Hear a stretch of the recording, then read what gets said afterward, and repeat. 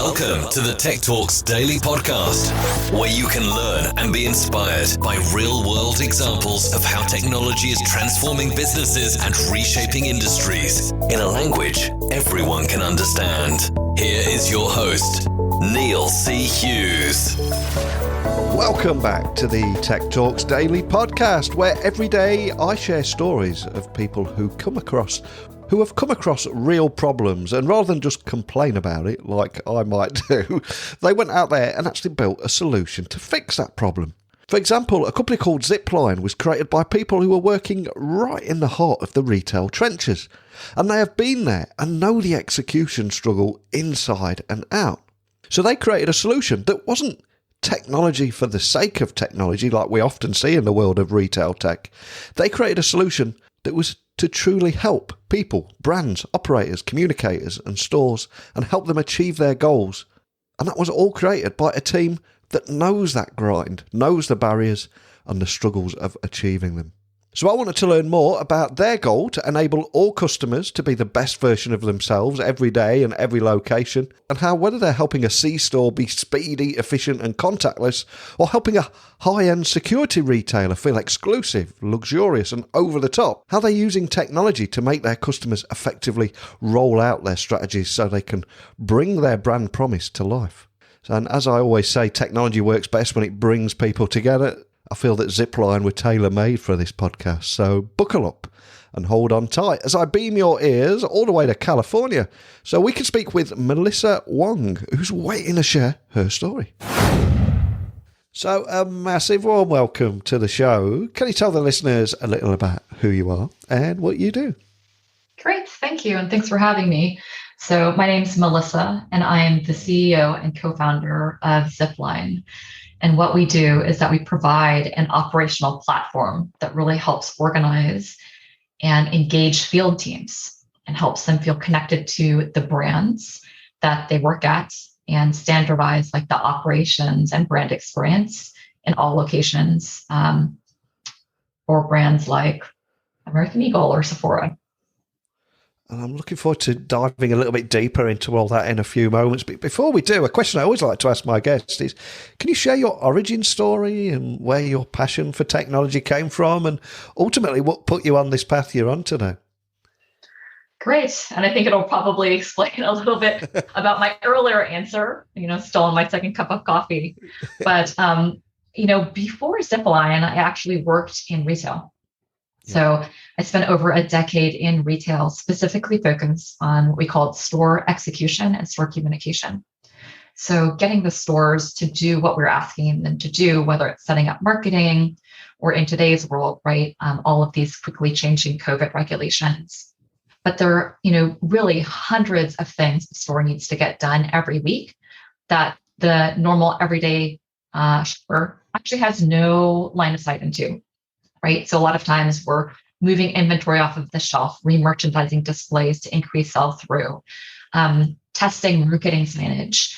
And one of the things that was consistent in my 10 years and, 5 brand presidents and 4 heads of stores during the time was that people would be making decisions at headquarters. We find a great strategy, right? Or kind of this milestone breakthrough moment about how we could accelerate something.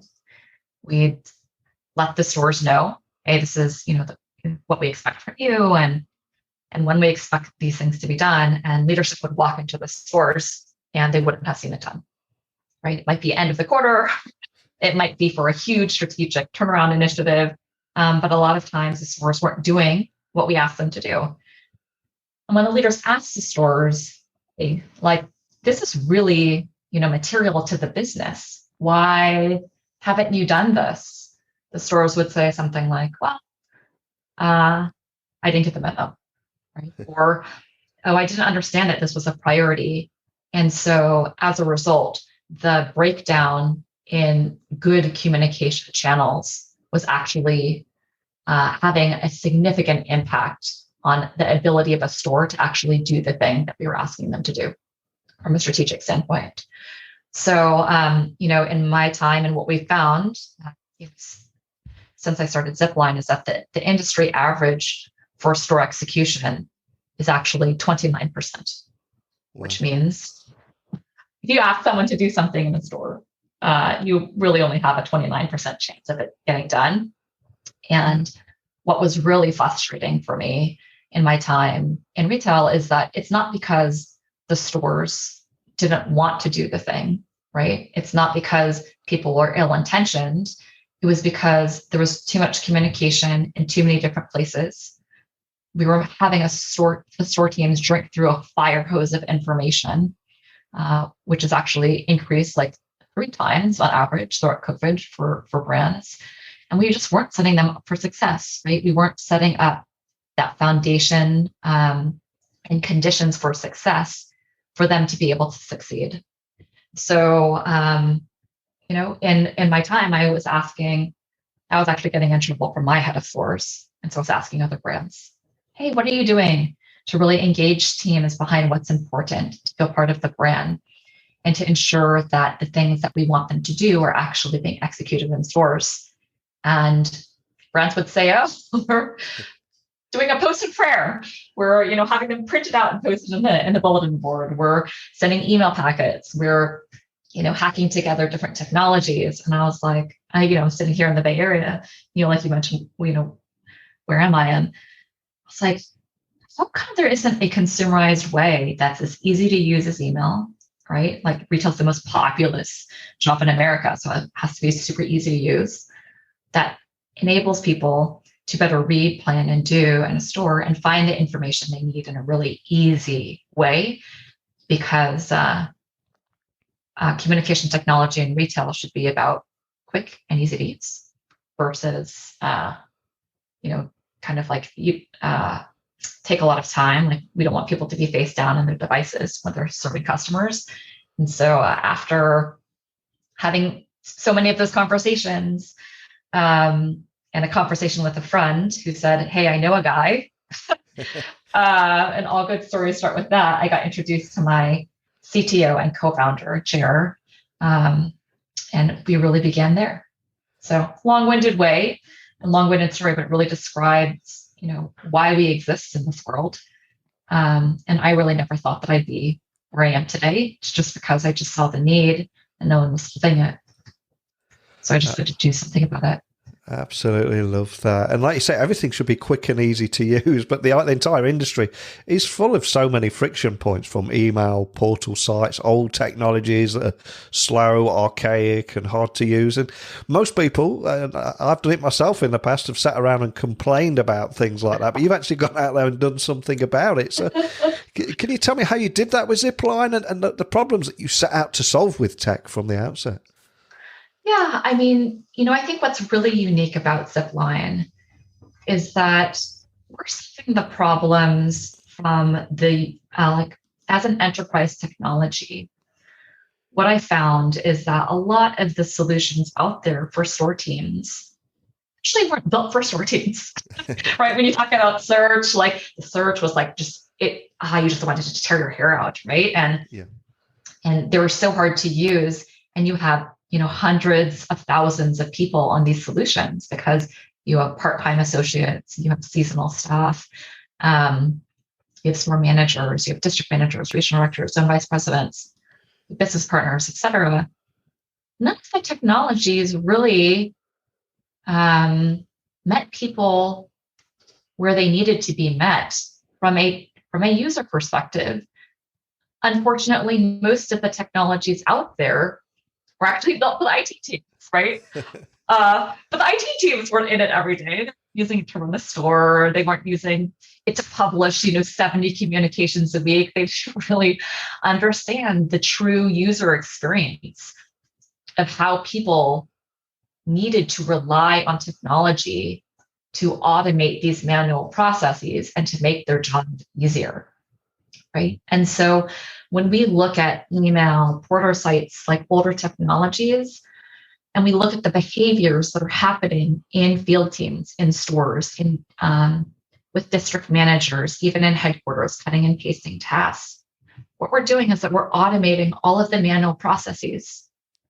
So one of our, kind of like to give light on, to shine a light on what that looks like, one of our, the top women's, I guess they also do men's athletic wear too, but they're really known for, their dominance in the women's leisure market.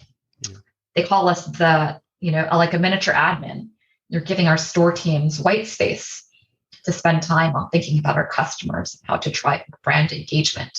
And the reason is we're taking away all, the printing of emails and the stapling on the walls and, taking things and rewriting them on physical calendars. We're just automating all of these things that are happening both in the digital world and the physical world and streamlining it into one super easy to use operational platform that enables the field to have a better way to work.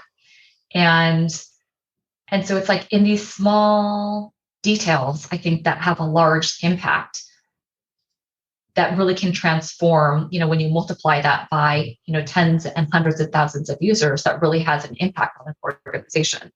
I think Gartner was saying that we're saving Old Navy $20 million in payroll a year. That's a lot. But, that's a lot of small minutes and small savings, like creating a really massive impact from a total brand perspective.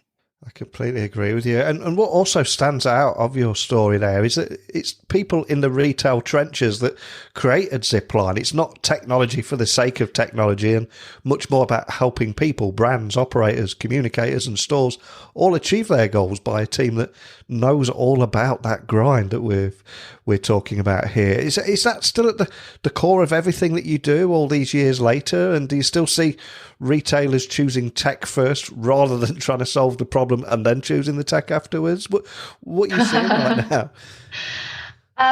So, our customer experience is that, to answer your first question, is very much at the core of what we do. I recently talked with the VP of like one of the predominant beauty brands, right? They have their own line, but then they sell like many other luxury lines within the stores. And he said, I've never had a company that has been, or like a vendor that's been so customer centric. He's been at that company for 20 years.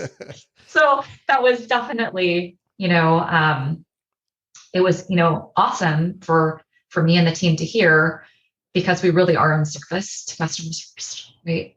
And it's just in our core and our DNA for really helping brands achieve their strategies through better communications and operations. Like, we built a company where we're basically serving ourselves. And so, but from a retail perspective, I think tech makes it hard. I think technology companies make it hard for them to understand and differentiate. Is it tech first or solving a problem, right? Like there's a lot of marketing speak out there. There's a lot of promises around how we can enable brands, what, people can achieve. And I think really a differentiator for us is having people try it, right? It's like, let your store speak for itself. How easy or how complicated is something to use? How much do we really help the stores? Because we believe that if the stores are bought in, right, and are more engaged, they'll in happier. And if we make it easier for them to do their jobs, they'll get their jobs done better. So, and I think that shows in our results, where we recently released an announcement around Zipline 360, and Tord was saying that we were helping their stores execute over 90%. So in comparison to that 29% stuff that I shared at the beginning, we've brought them to 90%. And I think it's through the ease of use. But it's hard for retailers to really understand, like, are you delivering to the promise or not? And we do that through pilot. Incredibly cool, isn't it? Do you have any use cases or client stories? You don't have to name the clients, but just something you can share that will bring to life those real problems that you're solving with tech out there, just in case we do have people listening in the industry going, at last, people get it. They get the problems that we're going through here and the difference that you're making. Yeah. So a lot of times this is what we hear. and the pain points that we solve. There's too much information in too many different places. Yeah. Our field teams don't understand the priorities. They don't have a better way to organize the work. They're spending hours in these SharePoint sites trying to find the information or click through thousands of links. We're pulling together manual PDFs. I'm trying to move my business in a more agile way, but I can't get everyone on the boat to steer in the right direction because things are changing so fast and people can't keep up. Right? They don't know what they need to do to be successful today, tomorrow, next week. And so from a Zipline perspective, we're making it easier to find the information you need to run business, organizing everything into a central place, finding you about what you need to do when, and providing a lot of that reporting and visibility on where teams are at, up and down a hierarchy chain. And when you said there, people trying to find information on SharePoint sites, I shivered a little bit and got IT flashbacks. It's such a global problem. It really is. But we could dedicate an episode to that. But right. It definitely brings out, like, people are very passionate, like, about certain things. And yeah, that is one of them. And search. It's just really, yeah. And it has been a turbulent couple of years, to say the least. Again, how has the pandemic impacted and affected you and your clients at Zipline? What have you got through that period? What's funny is that I think the pandemic really shone a spotlight into that the lack of good communication channels was really hindering brands to move fast. Right? Yeah. Because through COVID, people really needed to be more agile. They needed to put up buy online, pick up in store, or buy online, ship from store. So one of our customers, turned their stores into distribution centers, right? And I think that COVID really, it required people to try things that they'd never done before more quickly. And they need to do more of it.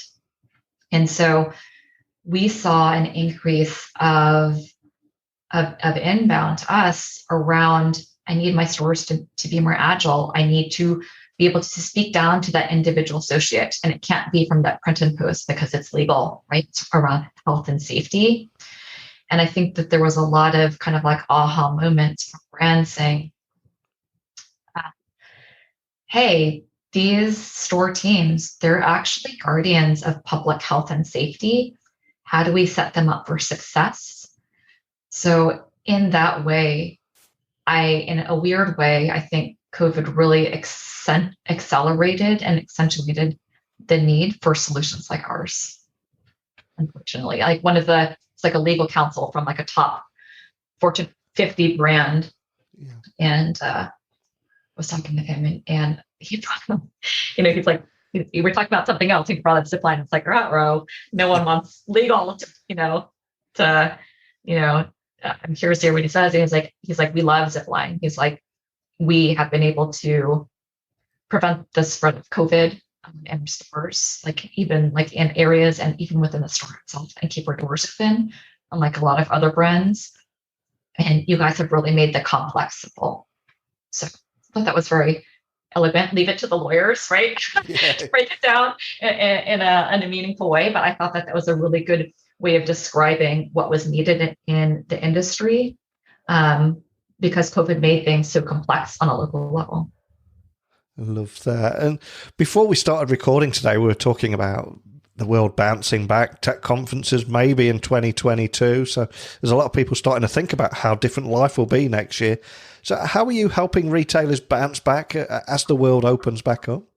Yeah. So obviously opening, we have digital native brands for like mattresses and eyeglassware, et cetera. And we're helping, as the world opens back up, whether you're, more digital native or like Allbirds, et cetera, or, a larger, more traditional iconic brand, we're enabling to open their stores in a more predictable way, right? We're bringing peace of mind for how retailers open stores. we also, during the pandemic, helped a lot of retailers bring their furlough teams. So one of our women's clothing companies based in Canada had mentioned that they were able to bring back 90% of the furloughed teams, which is just like incredible, right? Yeah. And then lastly, when I think about people, the world opening back up, everyone's talking about the Great Resignation, right? There's like resignation in retail and across all of our sectors in tech as well. I think one of the really interesting things is that when we did a labor of love study, we found that 43% of field employees don't feel heard when making suggestions to headquarters about in-store changes and improvements, and 42% of associates are considering or decided to leave the retail workforce. There's a very high correlation between why people are wanting to leave. They feel disconnected, they feel left out, they feel not taken care of, and better communication, better ability to show people how they matter in the brand story and what you're doing to take care of them. That's a huge communication piece. And that's how we're also helping in a different way, help people feel more supported and lower retailers' churn. And of course, we're also entering that period in the year where everyone starts talking about the next big retail trends that are going to dominate next year. I'm going to ask you to take a little peek in your virtual crystal ball. Is there any retail tech trends that excite you and you'll be monitoring closely next year? I just think the AI, obviously, it is a hot topic for everyone, and that also includes retail. So that is like the insight that we can get. So, and also, is there anything else you could share about the road ahead for Zipline and how you're going to continue to combine technology with people to solve those real problems? Because I love that journey you've been on. It's still right at the heart of everything that you do. But is there anything you can share or any teasers about the road ahead? Yeah, I mean, Zipline is it's like the solution built basically by the people for the people, right? Yeah. And we believe that we can, with better coaching on an individual basis, we can have leaders become, leaders that aren't doing so well. We actually believe that we can bring them to be a leader that can do well. Right? You need to help coach people along the path. And I think we can do that through better data on the back end. What makes people successful?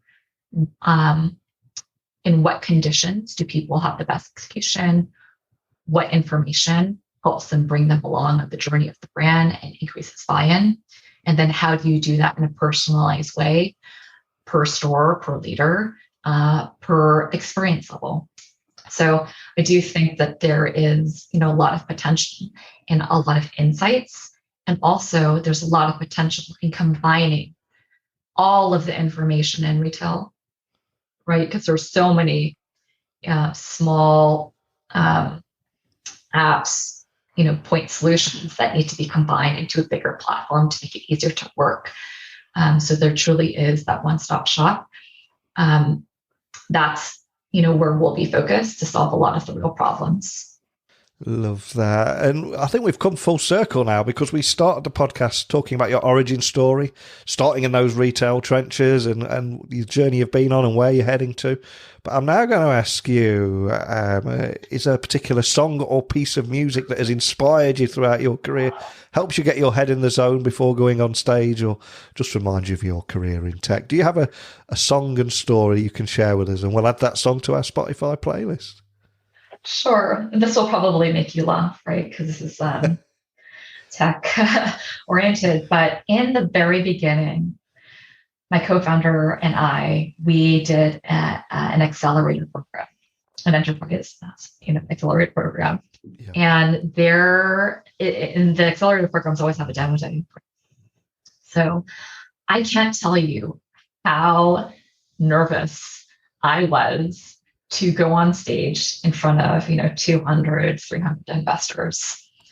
And for some reason, my co-founder and I chose the Katy Perry song "Eye of the Tiger," where it's like kind had this hiker in it anyway. So that for some reason for me is a song that inspires me, because I just remember being so nervous. I remember walking on stage to that song, and we did amazingly well. And so that, just always reminds me that about the grit and the hustle and the perseverance and the triumph.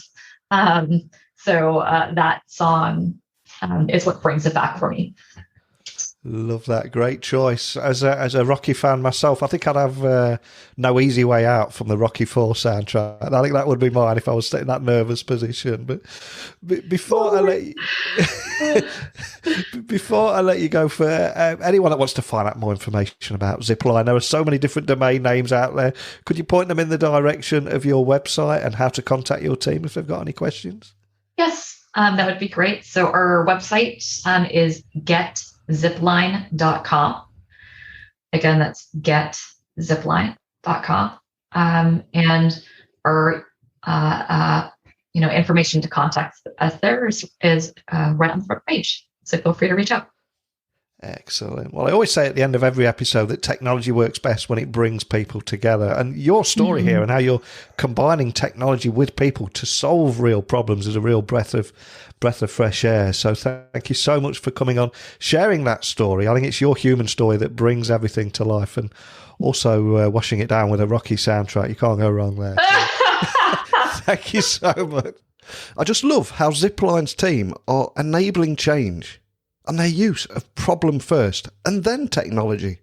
Because all too often, something I've seen in my tech career is very often people just go for that new shiny technology and then look for a problem to solve. It should always begin with the problem. And in this situation, Zipline is the engine that makes everything hum, because they know how their customers' success ultimately means their success too. And as a result, they're focusing on making them heroes and celebrating how they're able to almost magically implement big and small changes and amplify their brand stories instead of talking about themselves. So refreshing to hear. And as I said at the very beginning of this podcast, technology works best when it brings people together. And this is a textbook example of that. But as always, I'd love to hear your thoughts. So please email me, techblogwriter@outlook.com. My website is techblogwriter.co.uk, and LinkedIn, Instagram, Twitter at Neil C. Hughes. Now, as you can tell, I do have a cold at the moment, so I'm going to make my excuses and walk off into the night before I start sneezing and coughing on you all. That's something you don't want to be hearing. So a big thank you for listening, and until next time, don't be a stranger. Thank you for listening to the Tech Talks Daily Podcast with Neil C. Hughes. Remember, technology works best when it brings people together.